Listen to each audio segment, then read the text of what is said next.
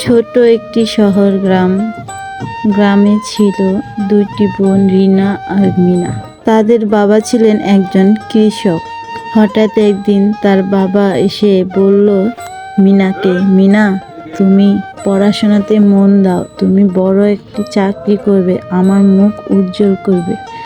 এ কথা শুনে রিনা বলছে, অবশ্যই বাবা, আমি একটি ভালো চাকরি করব, আমি পড়াশোনাতে মন দিব, তুমি কোনো চিন্তা করো না বাবা। ঠিক আছে, তাহলে আমি একটু ঘরে যাই।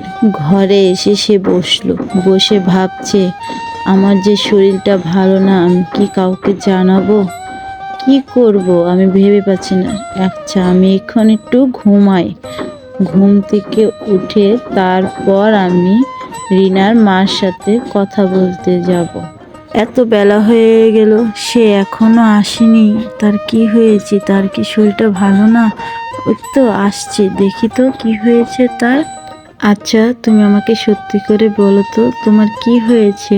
তোমাকে যেন কিরকম লাগছে, তুমি আমাকে বলবে তোমার কি হয়েছে? কই, কিছু হয়নি তো? না, বলো প্লিজ।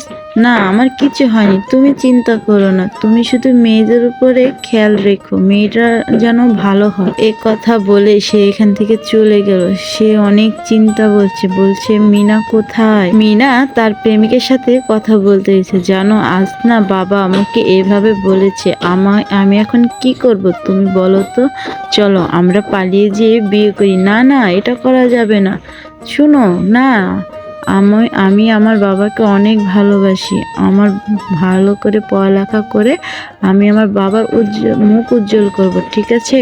এ কথা বলে মিনা ওখান থেকে চলে